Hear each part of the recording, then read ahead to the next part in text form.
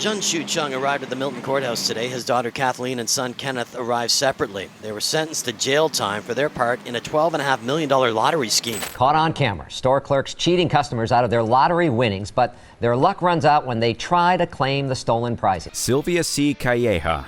This story could have come from a criminal novel, but we guarantee it happened in real life. Sylvia Calleja was the owner of La Rampa Supermarket in Miami, and she was literally living the dream. Her husband, Jose, had won the lottery a mind-blowing 11 times with tickets from Sylvia's store, bagging a total of $36,000. Pretty amazing, right?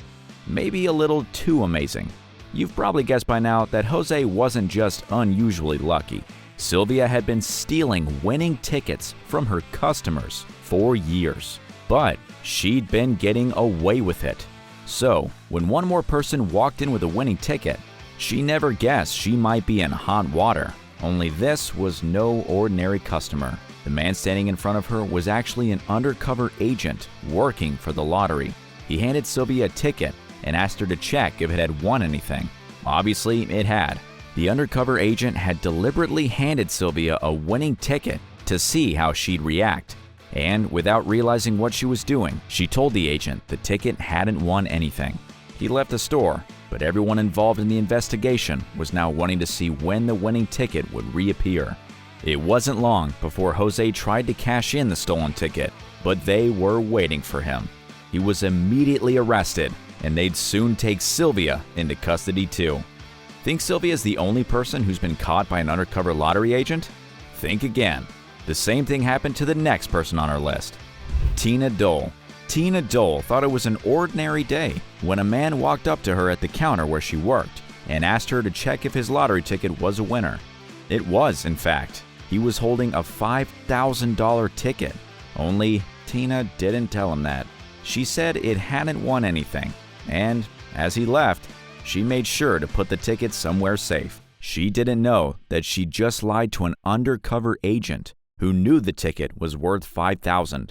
The lottery investigators waited to see if Tina had made a simple mistake or if she would cash the ticket that didn't belong to her. When she arrived to cash it in, they pulled her into an interrogation room. She told them she definitely bought the ticket somewhere in Madison, but said she couldn't remember which store it was.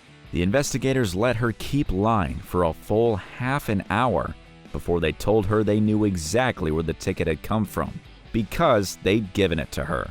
The game was up, and she admitted everything. Of course, it's not only undercover agents that have had their tickets stolen.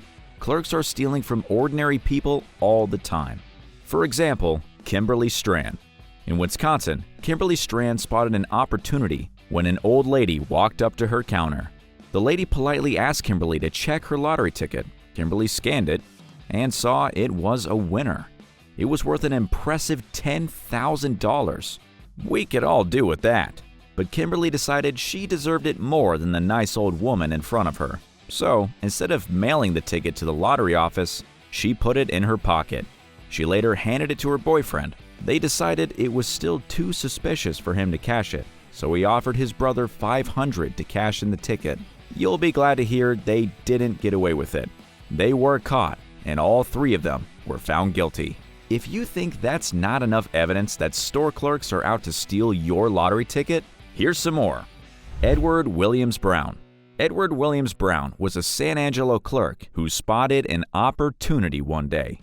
One of the store customers brought in a ticket which had won $1,000.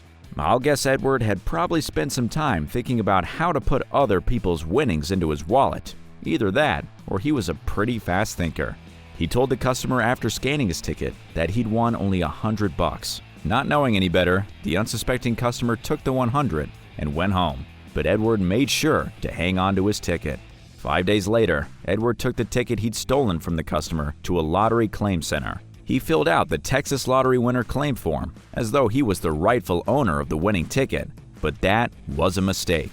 Someone quickly spotted that the claim form wasn't filled out correctly, and they alerted the authorities. They were happy enough to arrest Edward in 2020 off the back of the lottery ticket theft. After all, he had 2 other charges against him already. The other 2 charges were pretty serious too. They were 2 assaults against members of his own family.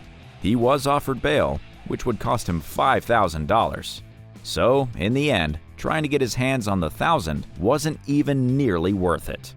He's not the only thief to try that method. The next person on our list did something pretty similar. Christelle Yvette Baton. Christelle Yvette Baton was working at a Winn-Dixie liquor store in Fort Myers when she got an idea. A customer had walked into the store asking if his lottery ticket had won anything. It was in fact worth $600, but Christelle handed him $5 instead.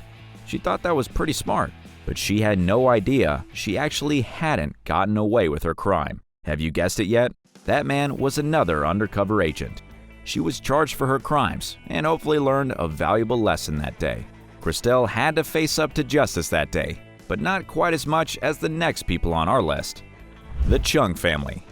Back in 2003, Daniel Campbell walked into a nearby convenience store in Ontario, Canada to buy some lottery tickets. David and 6 of his friends from work had been playing as part of a lottery pool together, but they had never won.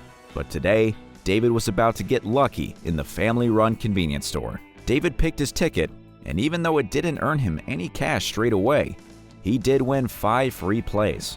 So he picked 5 more tickets and handed them to the store owner, Jun Chul Chung, while the owner's son, Kenneth, who managed the store, stood nearby.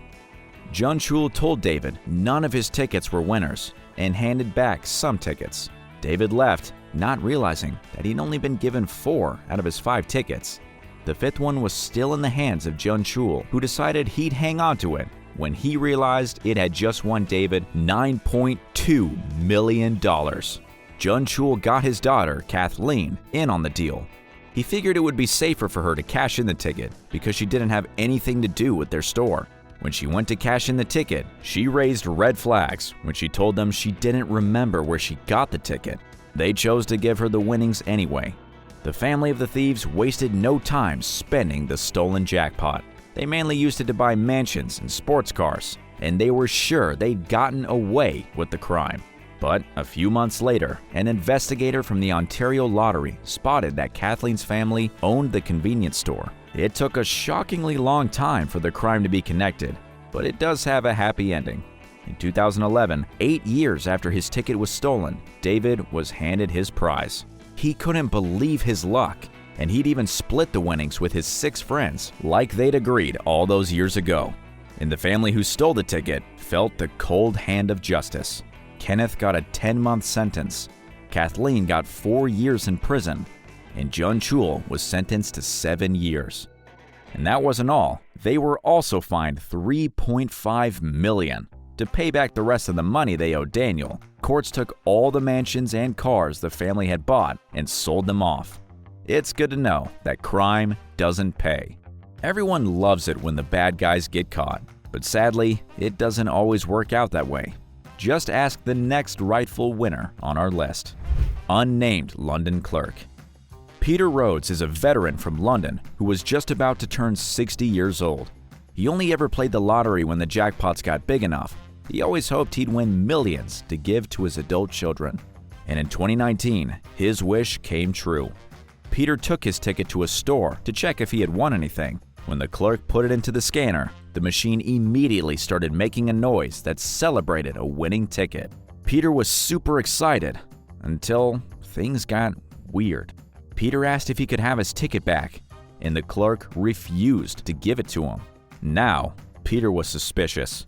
He watched as the clerk took 3 steps to the right and put his ticket under the counter. Peter leaned over the counter to get a better view of what the clerk was doing and spotted a stack of about 80 lottery tickets on the counter.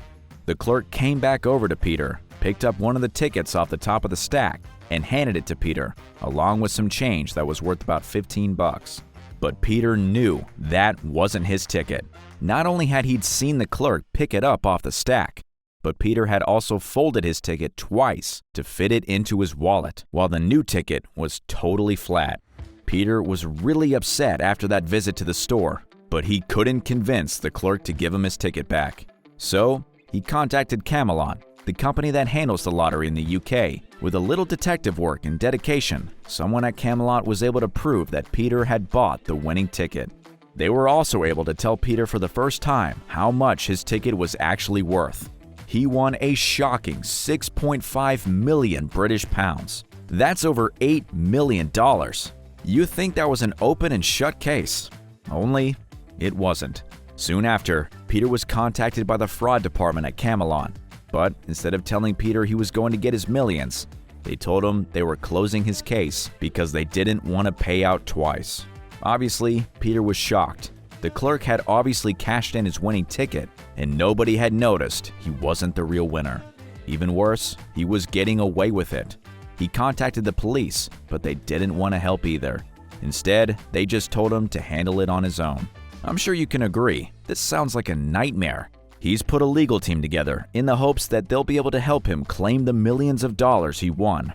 But at this time, there's still no news that he's been successful. Tragically, it looks like the thief is going to win. All we're saying is, make sure you get your ticket back. We know that's a pretty terrible story. The next one isn't much better, but we'll let you know up front that it does have a happier ending. Andy Ashkar. In 2006, New York maintenance worker Robert Miles decided to try his luck on a scratch-off ticket. He was down on his luck and really needed a boost.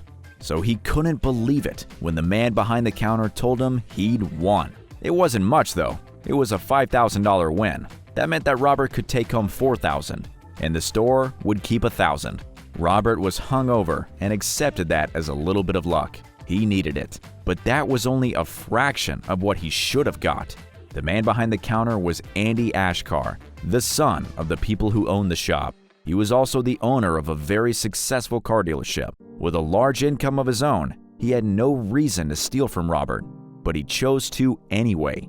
When he spotted that the ticket was worth $5 million, he figured he'd keep it for himself. He then waited years to cash in the ticket, as long as he was allowed.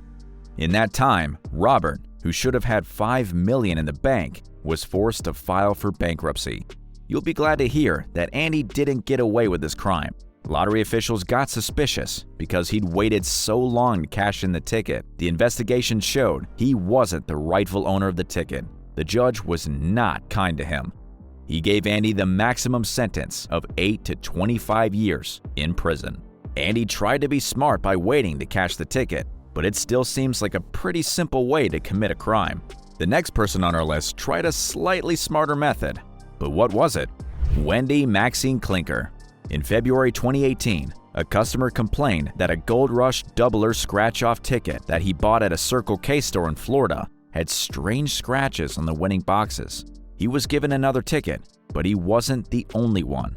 Soon, there were over $600 worth of tickets that had strange scratches on them and couldn't be sold. The store reported the damaged tickets to the lottery, and it didn't take their investigators long to work out what had happened. Wendy Maxine Klinker, who worked as the store clerk, was tampering with the tickets. She would make tiny scratches on the tickets that allowed her to see which ones were winners. She'd keep those for herself and put the losing tickets back for customers to buy. She wasn't the only clerk at the store, but it was easy enough to work out she was the culprit because she was caught red-handed on the store's CCTV. And she's not the only person who came up with that idea. The next person on our list did the same thing. So, did it work better for him? Omar Ali. Omar Ali had worked at the Timewise convenience store in Houston, Texas for 8 years before someone spotted something suspicious on the surveillance camera. Omar seemed to be doing something with the scratch-off lottery ticket that hadn't been sold. In case you don't know, that's classified as a felony in American law. It turned out he'd been doing this a long time. He'd used a pin to make tiny scratches in the ticket that would allow him to see if the ticket was an instant winner or not. And some of them were. In fact, a few were worth up to $1 million. Weirdly, the court documents don't say what he was doing with the tickets. But we assume he was taking the winning tickets out of the pack and buying them for himself, and putting the ones he knew wouldn't earn him anything back into the pack for customers to buy. We can only guess how many winners there would have been if he hadn't done that. Luckily, he was sentenced, but he was out of jail on bond by 2020. That's one way to check a scratch-off ticket. But the next person on our list came up with a different method, and she nearly got away with it. Sydney Renee Wilson. Sydney Renee Wilson was working at a gas station when one day she spotted an opportunity. She realized that she could use the stack of scratch-off lottery tickets in front of her to her advantage. Normally, scratch-off tickets can't be scanned until they've been, well, scratched off. But Sydney realized that if she'd scratch just a little off the bottom of the ticket, she could expose the barcode, and that would allow her to scan the ticket. Why is that important? Because it would allow her to check which tickets were winners. Sydney could take the winners for herself and cash them in. Only she wasn't paying for any of the tickets. The store soon realized that something was wrong when they checked their books. Sydney had stolen so many lottery tickets that they've cost the store nearly $3,000. They checked their security footage and were shocked to see what Sydney had been doing. As if the lottery tickets weren't enough, she was also caught on camera taking cash out of the register and putting it straight into her pocket. The store managers called the police, and she was charged with fraud and theft. So we've seen a lot of criminals using similar methods to steal tickets, but the next person on our list took a unique approach. Shakenya Louise James. Shakenya Louise James was working as a convenience store clerk when one day she'd figured she won the jackpot. Only she hadn't bought any tickets. Instead, she'd been handed a box full of them. How did that happen? When the store received a shipment of new lottery tickets, Shakenya decided nobody would notice if she just took a box for herself. Seems too simple? That's because it is. Firstly, someone's going to notice that 150 lottery tickets have gone missing, especially when they're worth a total of $300. And sure enough, the missing tickets were reported to the police. Secondly, you can't just take a whole box of lottery tickets and hope to win the jackpot. The tickets need to be activated before they can be redeemed for a cash prize. And third, if you think you're going to steal a whole box of lottery tickets, it's probably not smart to sign for the delivery. Everyone was waiting to catch Shakenya, and sure enough, the tickets started popping up around town. She was getting small batches of tickets scanned at different stores, probably hoping it would be less suspicious. It wasn't. But the first ticket already had people on high alert. She tried to scan it at the store where she worked. And if that wasn't bad enough, she got angry when the scanner rejected it, not realizing that the ticket needed to be activated first. She then called up the lottery commission to complain that the scanner wasn't working. This was a pretty open and shut case when they arrested her. And not just because she was the only person working at the store that day. If you're thinking that people on this list were pretty stupid to get their lottery tickets stolen, we can prove that this can happen to anyone. Just check out our list of famous celebrities who were scammed for millions of dollars.